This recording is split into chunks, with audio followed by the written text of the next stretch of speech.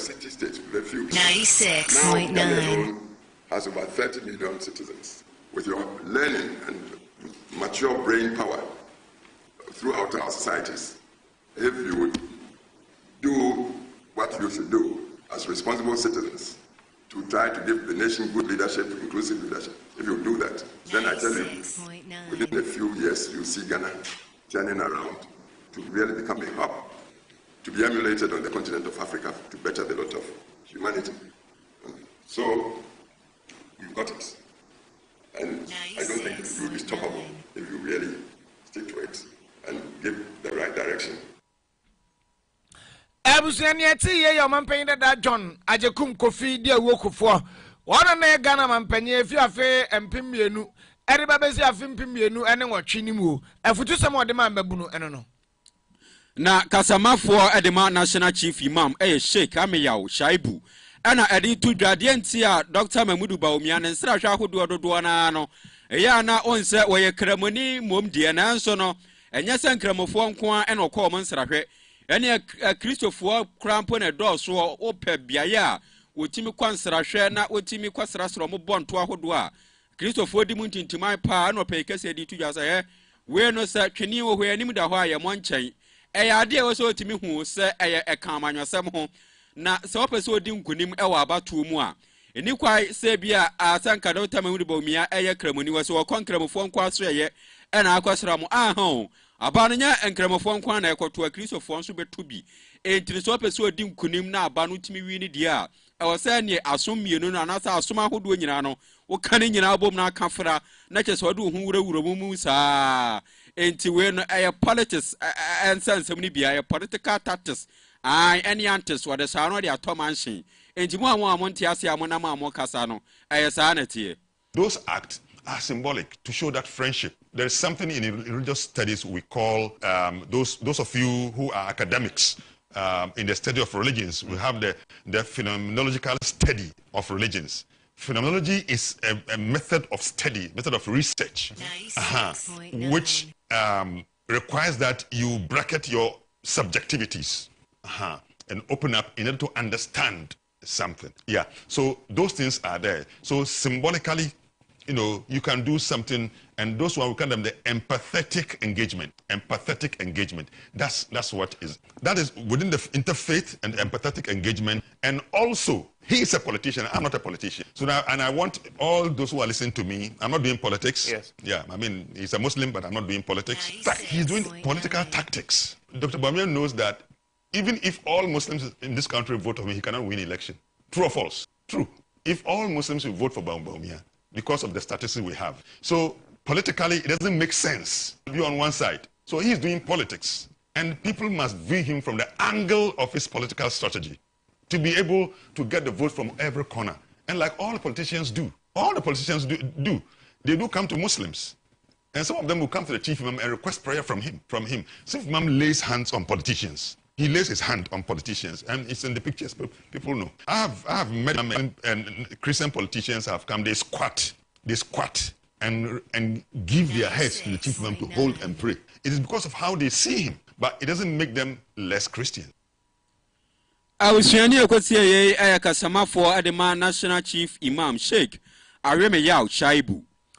And upon Siakan Cassia, I had time at your Crunsia Tripon Crocas of Fidioso. Na Yankuadimwen. Ghana buying NFA Jumekwaya from PHDC. And Omakosens and Crata be a bet me abwa. Ama Ghana, yano, abibre mammy and ye two fangwa. Ye bet me a tunu no doom. Na Sadimeko near Frano Petrochemical Hub in Africa. And ye no more cosa and Tiasia Buomwa. Ghana penny for her anymore say. Enquanko drafe and Pimbi Nunia de Ascensia 2036 in a day. Na Ghana Nabaya Bibre Maya. Ye two fang opa, also baby memory or maybe to Angola and Libya modie, and in Nigeria de fango no mutu. Ghana yesas ye two fang away, ye chromiano, and Shadan check a CBS in Fijadia Sakra yan. Nanso, and Gagranga cran, ye cabibrema maya, Wamutu fang opa ho. Na and penifoni se muno mochaze. Say, yen is Swadina Wamu can you ebetimia bemoa. Ebetimia bois, ama Ghana ye sika ye the boy of my home GDP no. Etimi awura akwa kodino amuchiche mu be ya duoso a enye sikawa na dwumadie no mansuafo na hwe enyinam ahode ho nsam so ne ahode ne ho nsam so urumanyamfo Dr. Matthew Poku Prempe na di tudwa se we nya de abo mo beye na akwakoba se ekwakoje aguda ahoden ene ye ene di bia esa ban di hyemu emadwumaku a wo mo ba betu sa fa ngo no wo matimi aye wo madwuma no maye ni ye se ne be ya Ghana benya ho mfasode no ye beye. 18th June 2007, God blessed Ghana anew.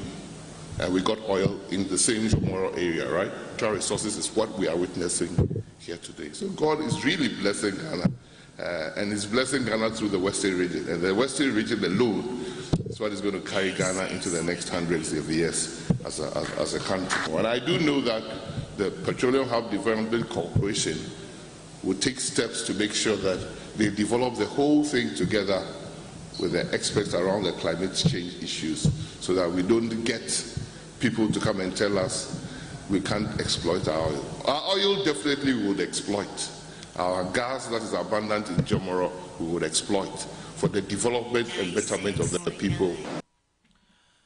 I was Dr. Matthew Poku Prempe mansuafo na hwe enyinam ahode ho nsam so ene ahode ne ho nsam so no adwumadie na sia no no de nsem itudwa no ogese zi ade Nyankopon hira Ghana pa esanse zi anu dwumadie ye ba bedie no kwa asase ne yantam eka ne makoma akoba mpimadu no 20,000 acres ewo Jomoro mpatem ho ena yenya asase na obo behwese ye disika bewuram eno so atimi ba beboa Ghana. Abusuani ento akase abone so emfa emamo na wonim se be bosumi ne die ene ye chese enama ehwo apaso e ba kope e ambulance ho nsensem a efa attorney general Godfrey Dame ena afi atoforcing ena afi Richard Japa omo ena sansem no chese fole ya twene na asam no mpanimfo asanso ekọ so asetena na sese die abegina Richard Japa ene attorney general omontam na ensam ni mu ana chese a lawyer fo a omo ena ejina mu edema atoforcing etimi ebusa onimnyamfo Richard Japa say enkoma ekọ so ewo wonne attorney general ntam no enye sa nkoma ni nyina audio bebiribe na so wo no enye ni nyina nie enye ni nyina no watimi afọwede de aba emu mienu pe na enkyeremu kura ne hwehwem kyerɛ sɛ ene 68 messages ana kyerɛ sɛ omo mienu omutimi sɛ ne ba na sɛ ena emu mienu pe ana asɛ wode aba na wose da bi muntimi nhyɛme sɛ kyenkyene atwan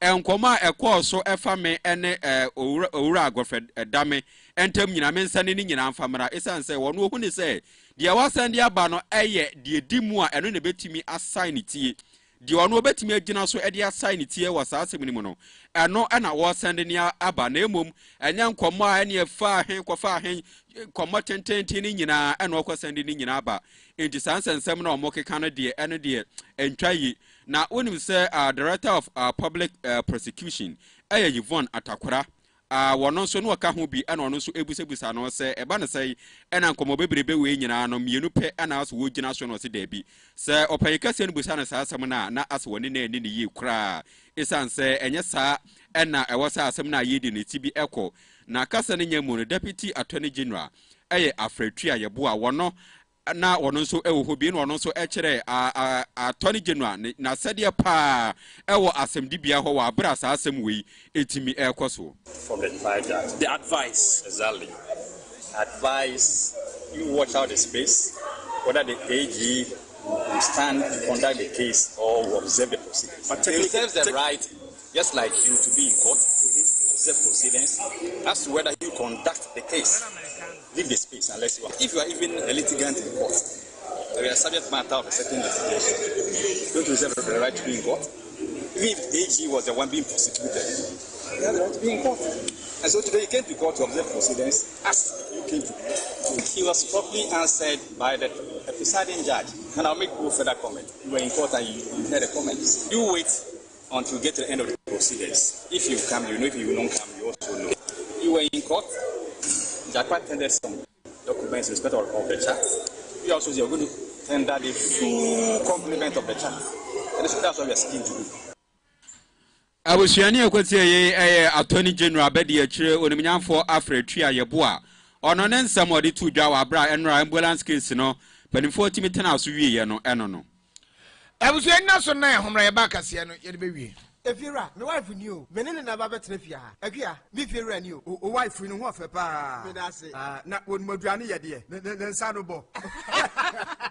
Hwe, if you're right, me nsa no bo papa. Ene obetumi atrefia. Efiafo manya tipa tomato mix. E di yes stew e bon kwan a. Jai. Hey, if you're right. Se wo krom. Wonim tipa tomato mix. Bidi bia ba ware ase why. Me popo bia moadi bi. Se tipa tomato mix. Said ye aduane eye special nti. Me nanfo marima ade da wo yire no da se won fa bi nya aduane. Nya sem kitu o. Oba de tipa tomato mix eye aduane na wa hoho okra bedi bia. Eti wanim body vitamins A, D, E, K egum. Enu ye fortification. Enye no nko a o. What digestible fiber any lycopene so aka ho. Ama product no aye kama se. Ene yesa. Ebo no so da form. Ebu Ghana dwaso. Upede do afre. 0241 123 451. Tipa tomato mix. Taste happiness. FDA aji ejedi nkrato yatum. This is Go TV, and right here is where Euro Champions 2024 lives. From Bug-based brilliance,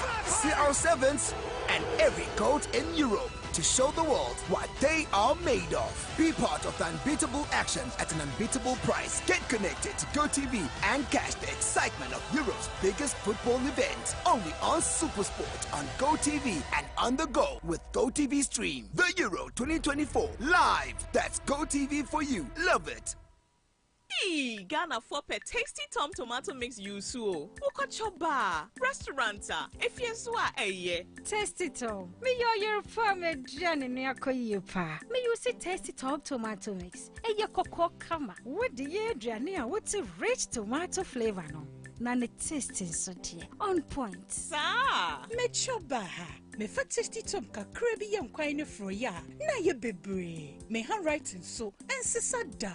Inti customers ba. Neba. Me a chef. Tasty Tom gives you value for money. I don't compromise on the quality of my food. Inti me top papano. At once. Use Tasty Tom enriched tomato mix. This advert is FDA approved. Abushaya na masiye na yemfa ensem ni nwe. Menu kasem prempresa we yare na akwaya de sabia na doctor ka che ko hwe mojamu a. Ne titru ni wo no mo wa ban yare sabia no bekoyese o. Wo mo lab no mo ko srak. Enu ase wo ko ayi nipa ko kogu ho. Lab fo na madwuma. Na enu na time kase ye ko busam na ye busa se nkrofo die ntipa ne ko fa ba ya. Wo no mo ntimi nkwadwuma na enu na nchemu ni ba se. Wo mo ni aban no wonsenkaye bi. Itase akatua ntumu ni nneema bi ye de ma dokitafo. Eni wonu mo hwe sen ni wonu mo hwe ni no. Aso mo dwumadie ni de aban ne mfa nya hwe ntinya de a wonu mo aye o madwene so mo nso bekwa dwuma. Akopem bra aban ne beji atum ze sa o makatua ntinkam condition of service no. Wo mo nso nsa betimi aka bi. Na sa asem nya ne ho nsem beba wo mo abo aban na abo no aya. O yes ye betua ntimu de mo nkomo kwa a wo mo kwa nso ahwe ma. Na enu ne ne wo mo kasamafo ba kwa wono wo mpese obebo ni din ekodi nkomo ne ebuzom se na chief ade mu ye se nya nipa wo mo yade beba yade sabia na mode wo mo nko ato nsane ni ochire. You go for these negotiations with the nurses, they have their different conditions they pose. For instance, when you look at a nurse, it is mandatory for every nurse to go to work in a uniform, whether green or white. It is mandatory. Are you getting it? So when you see government granting uniform allowances for nurses, it's different from other professions as well. Because theirs is by a regulation. So asking government to do A, then there should be a regulation to assist that particular demand. Right. We need to be worried. But the fact that we are worried will also not compare us to maybe flout regulations. Are you with me? You don't use this stress to say that because of that, then let's go and do A, B, C, D. What we tend to do is to negotiate further, for which that is what the regulations permit all of us. And then we need to invite them. Okay, what do you want from government? This is what you want. And this is what it is. This is what government is saying. They are aware. I was aware. A lab technicians in the Omuko a year striking. Any ba couldn't come on our person by Bonnie Dean in church remua what the my and the national pens some young funny and see a penny combine him in the same woo. ɛma na ase Peter ten na boaboa no yɛne yɛbɛti kenkan nsɛm no mimi din no yɛ sirifi de hyɛ oforina na kwame maafo mene kwaku ade mununkum yɛma mo nyinaa mo ni ti ade na abusua yɛ baka kra bi yɛnkyɛ na yɛde weather update no ɛne nsɛm ahodo ɛkɔ so yɛ ma konkon Ghana mu na brɛ mo ɛwɔ time morning show so yɛba